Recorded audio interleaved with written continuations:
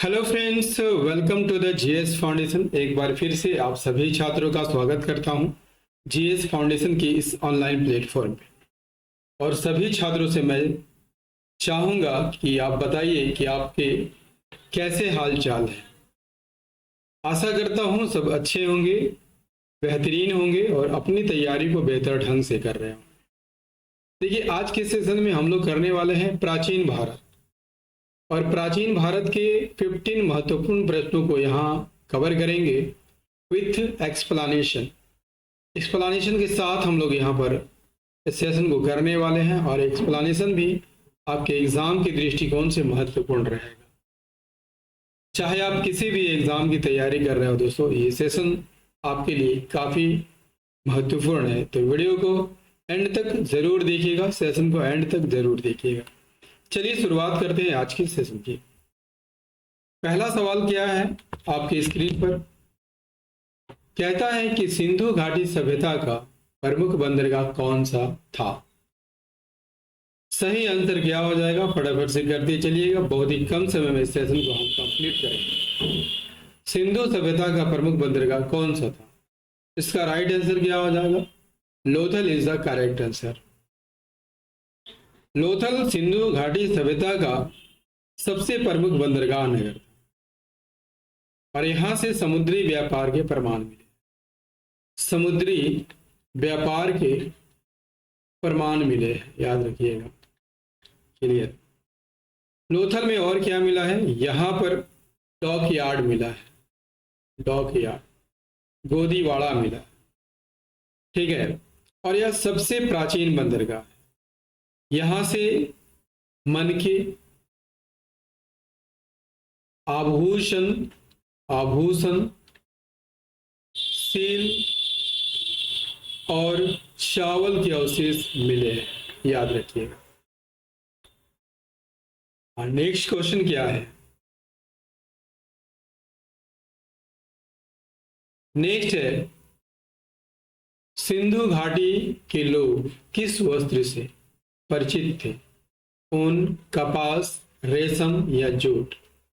काफी अच्छा सवाल है दोस्तों, आपके एग्जाम के दृष्टिकोण से बहुत ही महत्वपूर्ण सवाल। सिंधु घाटी सभ्यता के लोग किस वस्त्र से परिचित थे? इसका राइट आंसर हो जाएगा कपास से परिचित थे। सिंधु घाटी सभ्यता के लोग कपास के वस्त्र पहनते थे। इस कारण जो है यूनानियों ने भारत को क्या कहा है? सिंडोन कहा है। क्या कहा है? सिंडन कहा है। और क्या कहा है? सिंथिया कहा है, सिंथिया। क्लियर। इसका अर्थ क्या है? कपास का देश। इसका अर्थ क्या है? कपास का देश। लोथल और मोहनजोदड़ो से याद रखिएगा, लोथल और मोहनजोदड़ो से, लोथल और मोहनजोदड़ो से कपास की बुनाई और कपड़ा रंगने के प्रमाण मिले हैं, याद रखिएगा। ठीक है।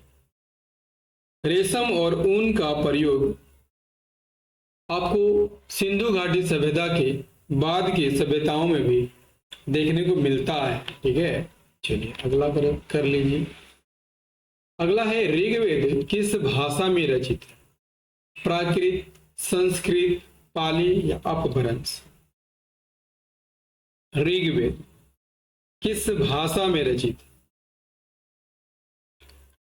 देखिए, यहां पर ऋग्वेद की बात कर लिया जाए दोस्तों, तो वेदों में सबसे प्राचीन है। आप सभी जानते होंगे कि वेदों की संख्या 4 है। ऋग्वेद, सामवेद, यजुर्वेद और अथर्ववेद।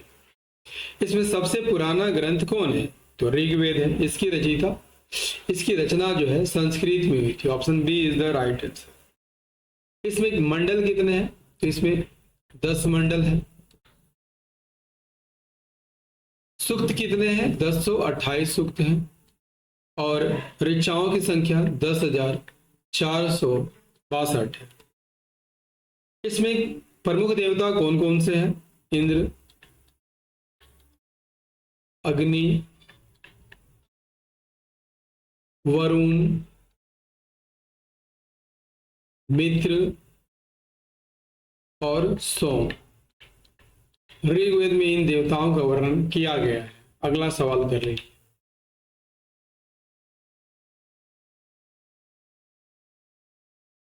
अगला है, बौद्ध धर्म के संस्थापक गौतम बुद्ध का जन्म कहाँ हुआ था? गौतम बुद्ध का जन्म कहाँ हुआ था? वैशाली, लुम्बिनी, कुशीनगर या गया? तो इसका राइट आंसर क्या हो जाएगा? लुम्बिनी में इनका जन्म हुआ था। जन्म कब होता है? 563 ईसा पूर्व में हुआ था। ठीक है। और कहाँ हुआ था? तो लुम्बिनी नेपाल में हुआ था। कहाँ पर हुआ था दोस्तों? लुम्बिनी नेपाल में हुआ था। इनके पिता का क्या नाम था? इनके पिता का नाम सुद्योधन था। क्या था? सुद्योधन था। और माता का क्या नाम था? माता का नाम माया देवी मिलता है, माया देवी। ठीक है दोस्तों, यदि आपसे पूछ लिया जाए कि गौतम बुद्ध का निर्वाण कहाँ पर हुआ था, तो मल्ल गणराज्य की उत्तरी राजधानी कहाँ पर? कुशीनगर में इन्हें निर्वाण की प्राप्ति हुई थी। क्लियर? गया में क्या हुआ था? गया में इनको ज्ञान की प्राप्ति हुई थी, ज्ञान की प्राप्ति। और ज्ञान की प्राप्ति होने के बाद ही ये बुद्ध कहलाए थे।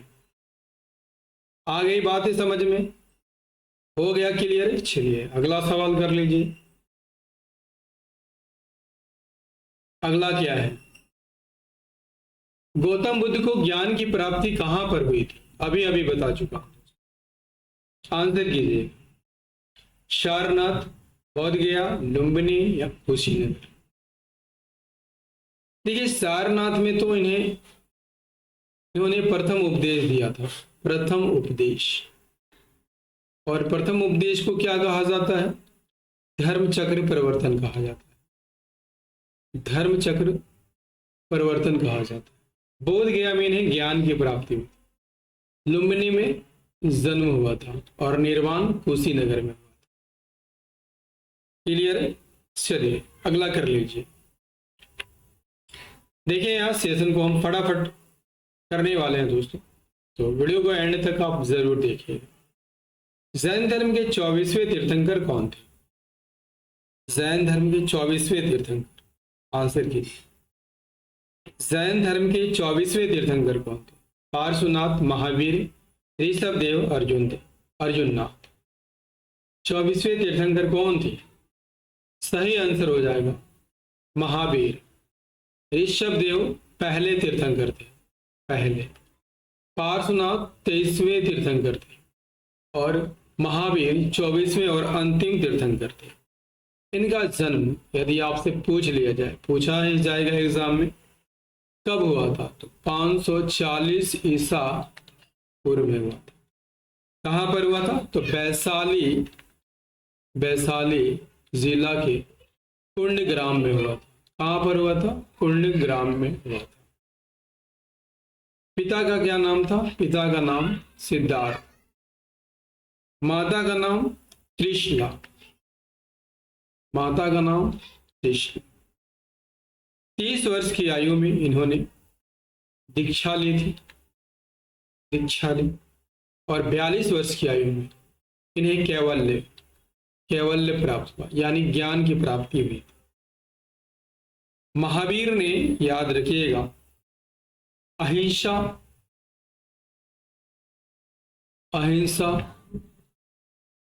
अपरिग्रह,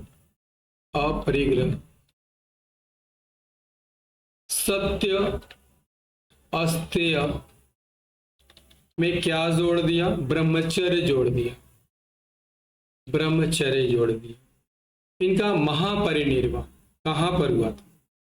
527 ईसा पूर्व में हुआ था, याद रखिए। कहां पर हुआ था? मल्ल गणराज्य की दक्षिणी राजधानी पावापुरी में हुआ था। आई होप यहां पर सारी बातें क्लियर कर दी है। बढ़ते हैं अगले सवाल की ओर।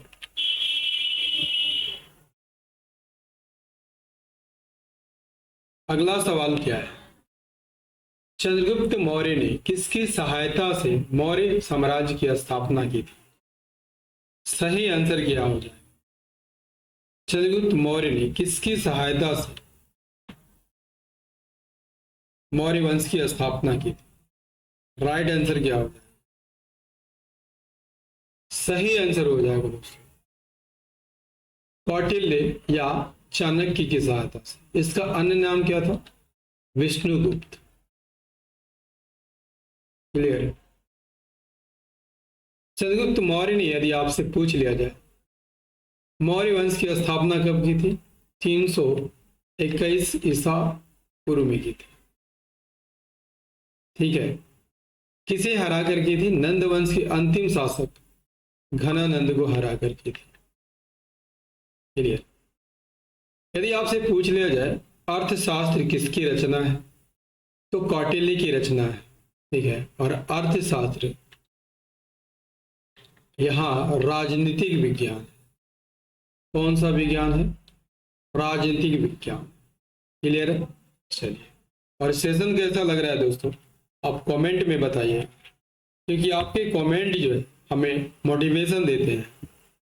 ठीक है, तो एक प्यारा सा कमेंट जरूर कीजिए यदि सेशन पसंद आ रहा हो तो।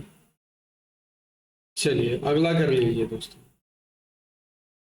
अगला क्या है? अगला है अशोक का प्रसिद्ध शिलालेख कलिंग युद्ध से संबंधित है, कहां पर मिला है? कहां पर मिला है? ठीक है, कलिंग युद्ध की यहां पर बात कर लिया जाए दोस्तों, तो कलिंग युद्ध कब होता है? कलिंग युद्ध 261 ईसा पूर्व में होता है। ठीक है, और इसका प्रमाण कहां से मिला है? उड़ीसा के धौली, याद रखिएगा, धौली और जौगढ़ से मिला है। क्लियर? इस युद्ध में कितने लोग मारे गए थे? 1 लाख लोग मारे गए और 1.5 लाख से अधिक जो है घायल हुए थे। इससे अशोक का मन जो है काफी व्यतीत हो गया था दोस्तों, और उन्होंने इसके बाद जो है युद्ध नीति के बजाय क्या अपनाया था? धम्म नीति अपना लिया था, धम्म नीति। चलिए अगला कर लीजिए। अगला क्या है? अगला है अजंता की गुफाएं किस धर्म से संबंधित है? बौद्ध धर्म, जैन धर्म, हिंदू धर्म, शैव धर्म। सही आंसर हो जाएगा बौद्ध धर्म से संबंधित। अजंता की गुफाएं आपको किस राज्य में देखने को मिलेगा? ये महाराष्ट्र में देखने को मिल जाएगा। किससे संबंधित है? बौद्ध धर्म से संबंधित। क्लियर? इन गुफाओं का निर्माण कब हुआ था? तो 2री शताब्दी से लेकर 6ठी शताब्दी तक, 6ठी शताब्दी तक। और यहां पर महायान, हीनयान और महायान, क्लियर, दोनों धर्मों के यहां पर प्रभाव देखने को मिलते हैं। क्लियर? यहां पर जातक कथाओं के चित्र भी आपको देखने को मिल जाते हैं। जातक कथाओं में क्या है दोस्तों? बुद्ध के पूर्व जन्म का उल्लेख मिलता है। और सेशन कैसा लग रहा है दोस्तों, आप कमेंट में बताइएगा। चलिए अगला कर, गुप्त वंश के संस्थापक कौन थे? समुद्रगुप्त, चंद्रगुप्त प्रथम, कुमारगुप्त, स्कंदगुप्त। यदि आपसे पूछ लिया जाए दोस्तों कि गुप्त वंश के संस्थापक कौन थे, तो याद रखिएगा श्रीगुप्त थे। इसके बाद कौन से शासक बने? घटोत्कच। ठीक है, इसके बाद कौन बने? चंद्रगुप्त प्रथम। ठीक है, इसे वास्तविक संस्थापक माना जाता है, वास्तविक संस्थापक, गुप्त वंश का वास्तविक संस्थापक। ठीक है, चूंकि श्रीगुप्त यहां नहीं दिया हुआ है दोस्तों, तो राइट आंसर क्या हो जाएगा? Option B is the right answer, Chandragupta प्रथम। ठीक है। यदि आपसे पूछ लिया जाए कि महाराजा धीराज की उपाधि किसने धारण की थी, तो इसी चंद्रगुप्त प्रथम ने धारण की थी। इसने लिच्छवी राजकुमारी कुमार देवी से शादी किया था। किससे किया था? कुमार देवी से शादी किया था। और गुप्त वंश का काल जो है स्वर्ण युग के नाम से जाना जाता है। स्वर्ण युग, ये भी आप याद करके रखिए। अगला कर लीजिए। गुप्त काल में स्वर्ण मुद्रा को क्या कहा जाता था? रुपया, दिनार, तोला या कौड़ी? सही आंसर हो जाएगा दोस्तों, स्वर्ण मुद्राओं को दिनार कहा जाता था। गुप्त काल में स्वर्ण मुद्राएं जो है प्रचलित थी और इन मुद्राओं को दिनार कहा जाता था, जो कि अत्यंत सुंदर होते थे। इसमें गुप्त सम्राटों की छवियां छपी रहती थी दोस्तों, चित्र छपे रहते थे, छवियां छपी रहती थी। विशेषकर समुद्रगुप्त और विक्रमादित्य या चंद्रगुप्त विक्रमादित्य के छवि वाले सिक्के ज्यादा मिलते हैं। क्लियर है? चलिए नेक्स्ट क्या? हर्षवर्धन का दरबारी कवि कौन थे? दरबारी कवि कालिदास, बाणभट्ट, भवभूति, तानसेन। आंसर कीजिएगा, कालिदास, बाणभट्ट, भवभूति या तानसेन? सही आंसर हो जाएगा बाणभट्ट। ठीक है। बाणभट्ट की रचना कौन कौन है? हर्षचरित और कादम्बरी। क्लियर? तानसेन अकबर के दरबार के नवरत्न, अकबर के दरबार के। कालिदास चंद्रगुप्त विक्रमादित्य याद रखिएगा। अगला क्या है? नेक्स्ट है वेंसा किस शासक के काल में भारत आया था? अशोक, हर्षवर्धन, समुद्रगुप्त या स्कंदगुप्त? सही आंसर हो जाएगा हर्षवर्धन के शासनकाल में। कब आया था? 7वीं सदी में भारत आया था। 7वीं सदी में भारत आया।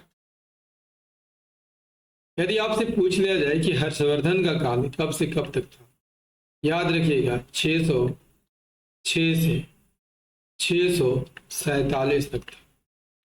क्लियर? अगला कर लीजिए। इलाहाबाद स्तंभ लेख किसकी विजय गाथा है?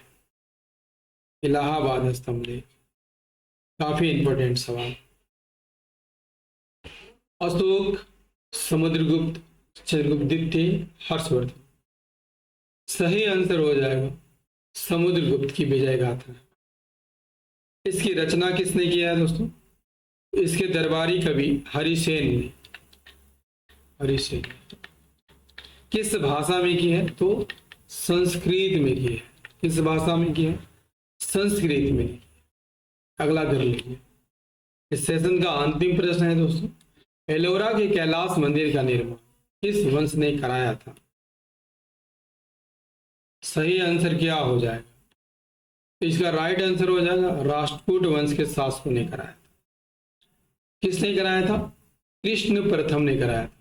कृष्ण प्रथम ने कराया था। और यह मंदिर जो है ना दोस्तों, एक ही चट्टान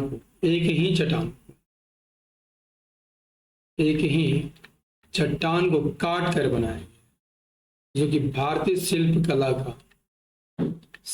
कला का अद्वितीय उदाहरण पेश करता है। दोस्तों, प्राचीन भारत का MCQ, जो कि 15 प्रश्नों का महत्वपूर्ण प्रश्न था, कैसा लगा? कमेंट करके जरूर बताइएगा। यदि सेशन पसंद आया हो तो मित्रों तो एक लाइक कीजिएगा अपने दोस्तों के साथ इसे जरूर शेयर कर दीजिए। और यदि आप भी इस चैनल पर नए हैं और अभी तक चैनल को सब्सक्राइब नहीं किया तो सब्सक्राइब कर लीजिए। याद रखिएगा दोस्तों, मैंने अपने चैनल पर कम्युनिटी पोस्ट करना स्टार्ट कर दिया है, तो अगर आप मेरे कम्युनिटी पोस्ट को देखना चाहते हैं तो आप मेरे चैनल पर विजिट कर सकते हैं। ठीक है, इससे आपका नॉलेज काफ़ी बढ़ने वाला है, तो आप कम्युनिटी पोस्ट को भी जरूर देखिए। मिलते हैं अगले सेशन में, तब तक के लिए जय हिंद, धन्यवाद।